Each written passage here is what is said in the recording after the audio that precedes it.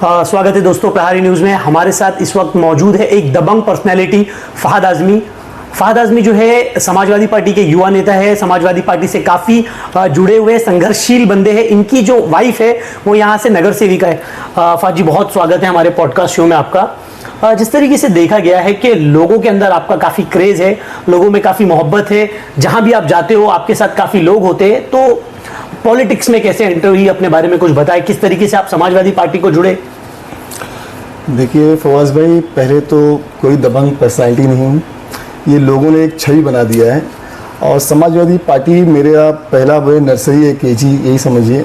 मैं जनाब अबू हाशिम आज़मी साहब के कामों से मुतासिर होके, उनके कामों को देख के, उनके अखलाक को देख के, उनकी जो कौम की आवाज़ को उठाने वाले थे, जैसे मैं उनके अंदर सच्चाई देख के मैं उनका जुड़ा हूँ और इंशाल्लाह हमेशा उनके साथ ही रहूँगा। पॉलिटिक्स मतलब क्यों आपने की, या किस तरीके से शुरुआत? जिस तरीके से आपने कहा कि आशिम भाई से आप मुतासिर हुए, उसके बाद पॉलिटिक्स की, कॉरपोरेशन आपकी वाइफ ने लड़ा, लोगों में जो है एक इमेज इस तरीके की है कि आपका एक भौकाल बना हुआ है, लोगों के बीच में डर का माहौल रहता है कि फहद आज़मी ऐसा कर देगा, फहद आज़मी वैसा कर देगा। इस तरीके का रवैया क्यों देखा जाता है? कई बार देखा गया है कि आपकी जो है अपोजिशन वालों से लड़ाइयाँ तक हुई है। देखिए, ऐसा है कि ये सिर्फ एक बोले ना कि लोगों ने प्रोपेगेंडा फैला के रखा है। कोई मेरा डर का माहौल नहीं है, लोग कोई मुझसे डरते नहीं हैं, लोग इज्जत करते हैं अपना भाई समझ के। मैं लोगों के बीच आज भी वैसा हूँ जैसे मैं 10 से 15 साल पहले लोगों के बीच में रहता था, और आज भी मैं उन लोगों के साथ उनका दोस्त और भाई बन के चलता हूँ।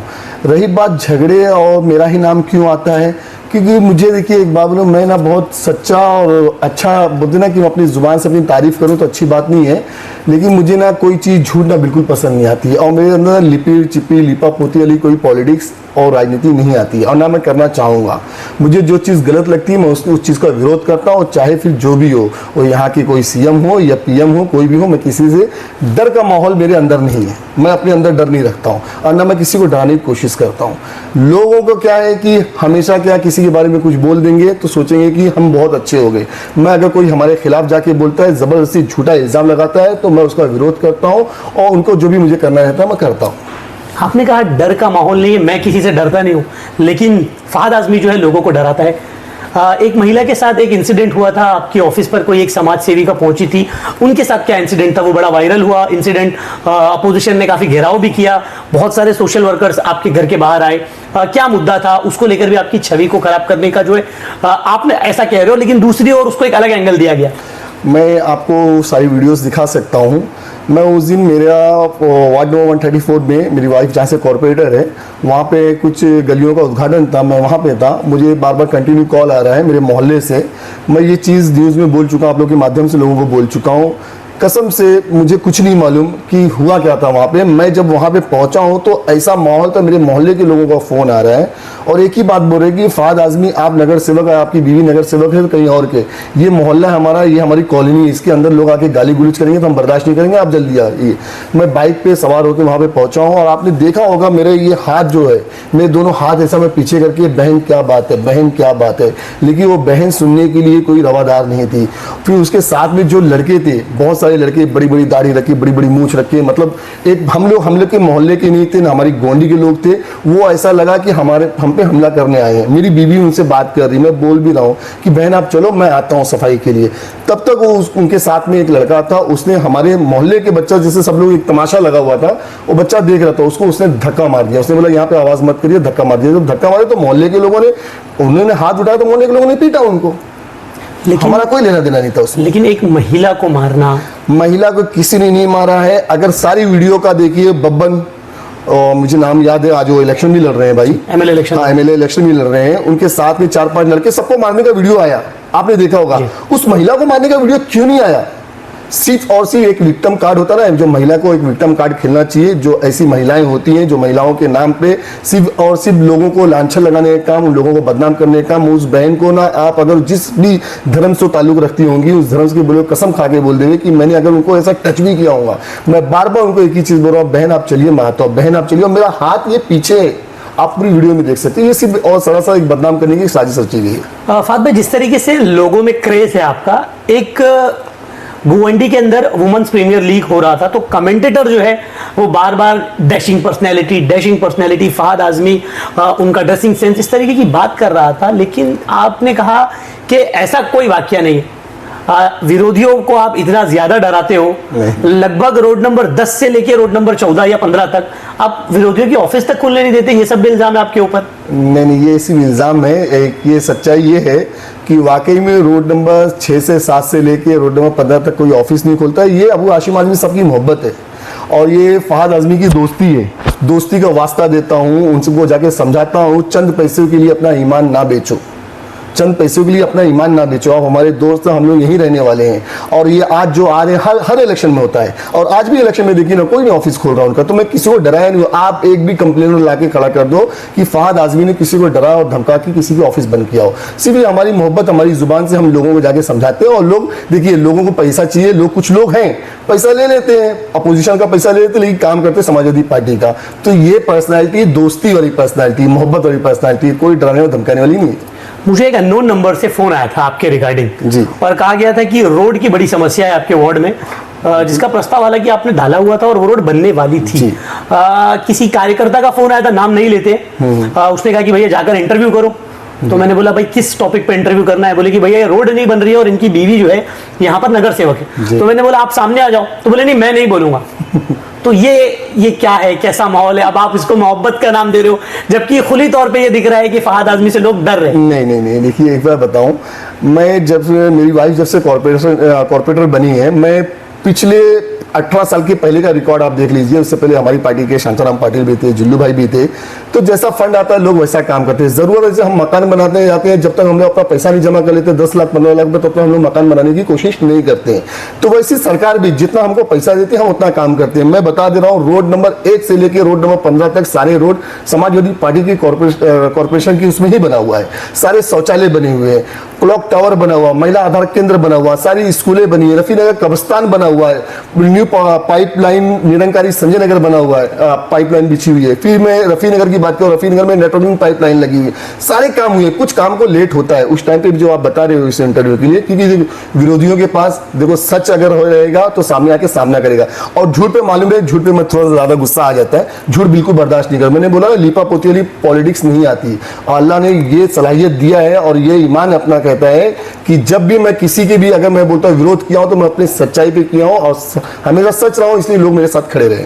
आपने जो बहुत सारी उपलब्धियां गिनाई आशिम भाई की और आपके वार्ड के कामों को बताया, दूसरी तरफ जो है विरोधी हमेशा डंपिंग का जिक्र करते हैं, एसएमएस कंपनी का जिक्र करते हैं। उसको लेकर समाजवादी पार्टी के ऊपर काफी गंभीर इल्जाम लगे, इवन आप पर भी इल्जाम लगे और बाकी के कॉर्पोरेटर्स पर भी, कि जो एसएमएस कंपनी से इनको पैसे मिलते और नशा यही लोग चलाते। इसको लेकर किस तरीके की बातें करेंगे? जबकि आपके बहुत सारे वीडियोस इस तरीके के भी वायरल है कि आप नशेड़ियों को मार रहे हो। फवाज भाई, जिससे मैं डंपिंग का आपका पहला तो सवाल था डंपिंग का। डंपिंग ग्राउंड ये आज से नहीं है, समाजवादी पार्टी के राज में नहीं आई है और हमारा कोई सीएम नहीं है, हमारा कोई मंत्री नहीं है। जनाब अबू हाशिम आजमी साहब जब से समाजवादी पार्टी यहाँ से जीती है पिछले 15 साल से, उस चीज की लड़ाई लड़ी जा रही है। एसएमएस कंपनी में आ जाता हूँ, ये डंपिंग की वॉल की बात कर रहा हूँ। डंपिंग की वॉल की वजह से यहाँ धुआं आता था, कचरा आता था, बहुत सारी बदबू आती थी। उसके लिए हमने डंपिंग वॉल का पूरा आरसीसी वॉल बनवाया। फिर हम आ जाते हैं एसएमएस कंपनी पे। एसएमएस कंपनी पे कंटिन्यू हमारा धरना मोर्चा हमेशा रहा है और मैं उन लोगों को बताना चाहता हूँ, विरोधियों को बताना चाहता हूँ, अपनी माँ बहनों को जेल में भेजो। अगर हम इससे बड़ा एग्जाम क्या देंगे, हम इससे बड़ा इम्तिहान क्या देंगे? हमारी रुखसाना सिद्दीकी मैडम, हमारी पार्टी की महिलाएं, हमारा इरफान खान, बहुत सारे लोग जो कि जेल जाके आए, अब इससे बड़ा इम्तिहान क्या देंगे? हम पूरी कोशिश कर रहे हैं, इंशाअल्लाह आने वाले टाइम पे एसएमएस कंपनी बंद होगी। आशिम भाई हमेशा कहते हैं कि जो विधानसभा में है सरों की गिनती होती है, लेकिन आशिम भाई पर भी एक इल्जाम लगता है, बहुत सारे लोगों को उन्होंने लीडर बनाया है। आज आप भी उनसे मुतासिर होकर पार्टी में हो, लेकिन पार्टी को ग्रोथ नहीं मिली। आज जो है उन्होंने एक बहुत बड़ा काम किया, बगल की जो कॉन्स्टिट्यूंसी है अनुशक्ति नगर विधानसभा, वहां पर भी उन्होंने अपने एक प्रत्याशी को टिकट दी। क्या लगता है पार्टी को ग्रोथ क्यों नहीं हो पाई आशिम भाई जैसे लीडर होने के बावजूद? देखो, सच्चे लोगों के साथ ना बहुत कम लोग आते हैं, झूठों का बोलबाला बहुत आज हिंदुस्तान में। आप एक चीज देखना, जनाब अबू हाशिम आजमी साहब ना एक मशीन है, नेता बनाने की मशीन है। जितने भी नेता बने ना उन्होंने नेता बनाते हैं, लेकिन अच्छे लोग मिलते नहीं हैं। जब अच्छे लोग नहीं मिलते उन्हें छोड़ के भाग जाते हैं, क्योंकि सबको चाहिए पैसा कमाने के लिए। आज समाजवादी पार्टी में मैं इतना बोल सकता हूं, इससे पहले भी नगर सेवक थे और आज भी अगर नगर सेवक बहुत पैसा कमा लेता था तो रेशमा नरवेकर जाके ना दस्तक बस्ती नहीं चलाती थी, क्योंकि जनाब अबू हाशिम आजमी साहब का एक ही कॉल रहता है कि अगर मेरी पार्टी में काम करना है तो आपको यहाँ से पैसा नहीं कमाना है, आप अपनी जेब से लगा सकते हो, आप लोगों की खिदमत कर सकते हो तो पार्टी ज्वाइन करो, तो इलेक्शन लड़ो, नहीं तो आप जा सकते हो यहाँ से। इसलिए लोगों को मौका मिल जाता है, पैसा कमाने नहीं मिलता, लोग छोड़ के भाग जाते हैं। अच्छा फात भाई, ये क्या क्रेज है यार आपका कि जब आप चलते हो तो आपके साथ जो है 25-50 लोग होते, बाकी भी नेता है इलाके के अंदर, ये मतलब इस तरह का क्रेज क्यों है कि जब फात भाई आते हैं कहीं तो उनके साथ लोग होते हैं, बाकी भी बहुत सारे लोग हैं, इवन कई समाजवादी पार्टी के नेता भी है, तो ये एक क्या लोगों में मोहब्बत है या इसको भी मैं डर का नाम दे दूं? नहीं, आप एक चीज हमेशा याद रखना, आप किसी के बारे में अगर अच्छा जानना चाहते हो तो उसके पड़ोसी से उसके बारे में पूछो, उसकी पुरानी दोस्तों के बारे में पूछो। आप पिछले 15-20 साल से देखे होंगे, 20-25 साल से मैं बोल सकता हूं कि इवन जितने भी अभी भी मेरे साथ में जो हैं, जो नीचे बैठे हैं, 25-30 साल से मेरे बचपन के सब फ्रेंड हैं, ये दोस्त है मेरे, इनको कोई मुझसे लालच नहीं है। मैं कहीं जाता हूँ, एज अ पॉलिटिशियन हूँ, एज अ कॉर्पोरेटर इलेक्शन लड़ा हुआ, पहले से हम लोगों की आदत है, हम लोग पूरा ग्रुप साथ में रहता है, हम लोग हमारे पूरे फैमिली कहीं घूमने भी जाते हैं तो हमारा पूरा ग्रुप साथ में जाता है। फोटोज में भी दिखता है, फोटोज में आप देख लीजिए, हमारा पूरा फैमिली ग्रुप है, हम लोग 44 लोगों का एक ग्रुप है, स्काई ब्लू ग्रुप, वो हम लोग एक फैमिली ग्रुप है, हम लोग बचपन के फ्रेंड है और साथ में रहते हैं। ऐसी कोई बात नहीं, किसी को डराने के लिए नहीं निकलता हूँ ऐसा, और बाखुदा बोल रहा हूँ, डर और हर चीज अल्लाह के लिए। अच्छा फात भाई, जिस तरीके से आपने कहा कि जो लोग सच्चे होते हैं और वो लोग कम होते, कुछ विरोधियों द्वारा आपके ऊपर एक पलटवार किया गया था कि आपकी जो सीट है, मतलब जहां आपकी वाइफ कॉर्पोरेटर है, वो डांबाडोल है। अब कल को ऐसा ना देखने को मिले कि अगर सदर साहब ने आपको टिकट नहीं दिया हाशिम भाई ने, तो आप भी पार्टी छोड़ के ना चल बने। जी बिल्कुल नहीं जाऊंगा जनाब अबू हाशिम आजमी को छोड़ के, आपके चैनल के माध्यम से बोल रहा हूँ, लेकिन सवाल तो करूंगा ना, सवाल तो करूंगा, मेरा गुनाह क्या है, मेरी गलती क्या है, ये सवाल करने का है कि नहीं। मेरे बॉस के पास यही तो खूबी है, मेरे बॉस की, जनाब अबू हाशिम आजमी की खूबी यही है कि मैं उनके साथ बैठ के ना खाना खाता हूं। मैं किसी तुकाराम मकाराम की जय जयकार नहीं करने बैठता हूं, मैं एक कलमा गो के साथ में हूं, एक नमाजी परहेजगार आदमी के साथ में हूं और एक सच्चे आदमी के साथ में हूं, और मुझे वो हक उन्होंने दिया है कि मैं उनसे सवाल जरूर कर सकता हूं अगर मेरी कहीं गलती ना हो।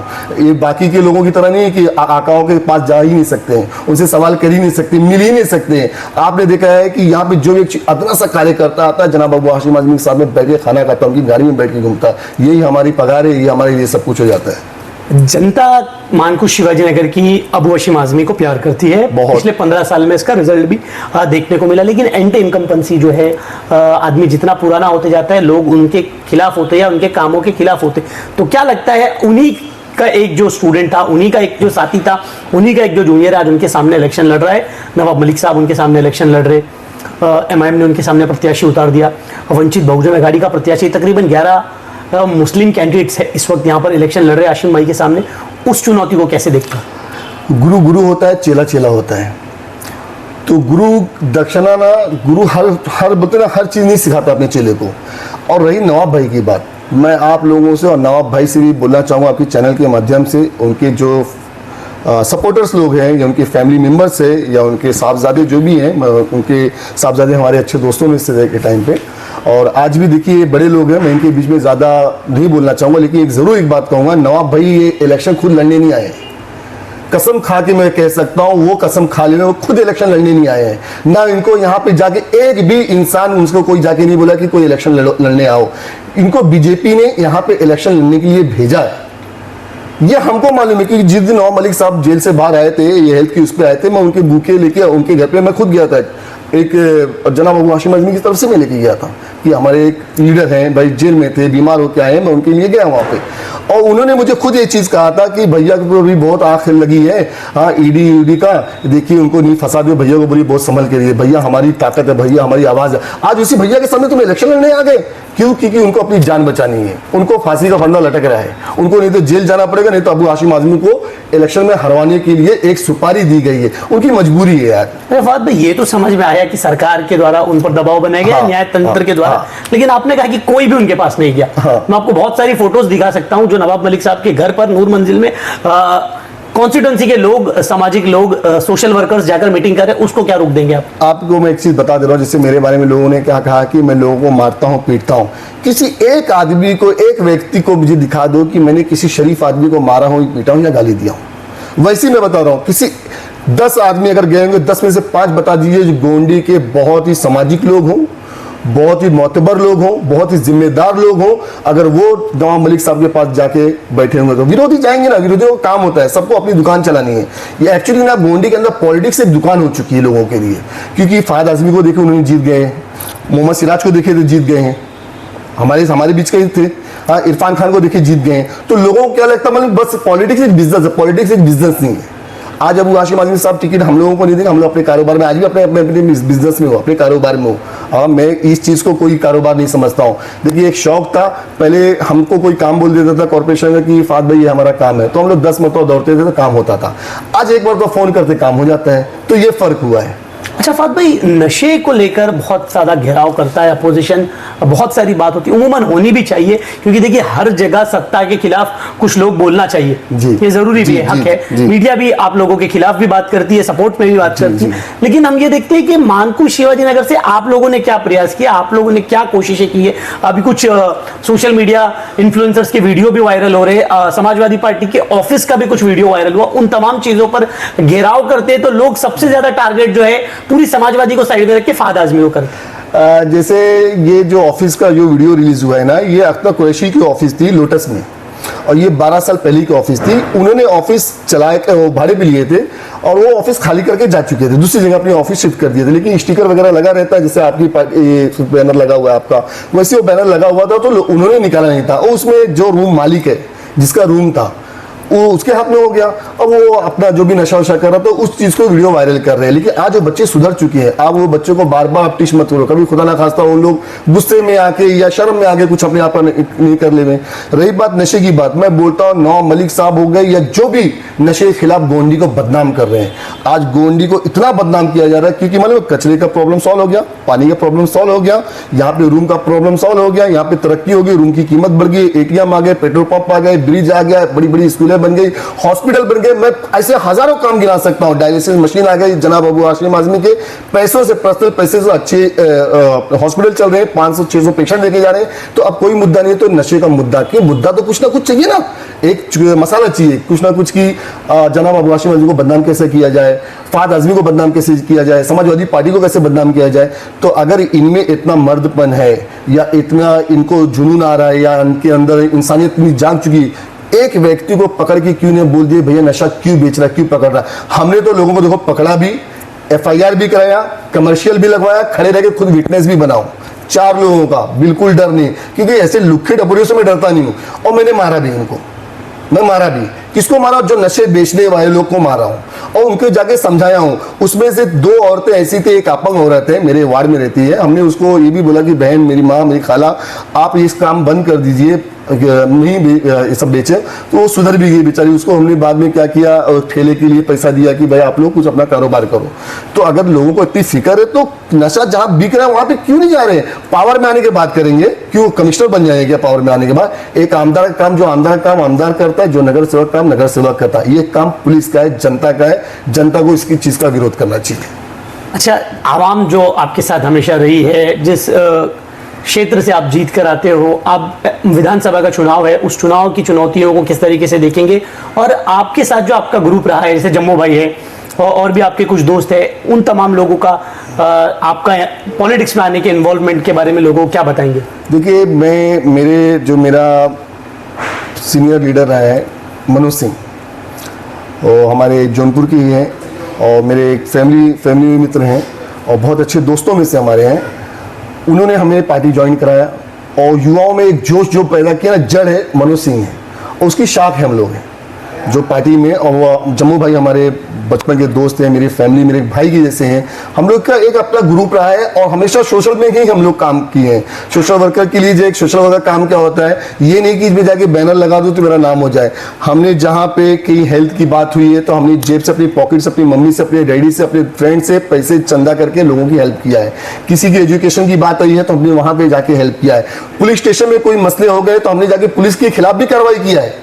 पुलिस के खिलाफ भी कार्रवाई किया है। किसी का राशन कार्ड नहीं बन रहा उसके लिए उन्होंने एक्स्ट्रा पैसे मांगे तो हमने वहां भी जाके धरना मोर्चा किया है। तो ये हमारी पूरी टीम का एक वर्क रहा है और इसी से मुतासिर होकर हमने पॉलिटिक्स जनाब अबू हाशिम आजमी साहब को ज्वाइन किया और अल्लाह का शुक्र है जनाब अबू हाशिम आजमी साहब ने हमको वो पूरी छूट दी, आजादी दी जो एक अच्छे काम को करने के लिए चाहिए।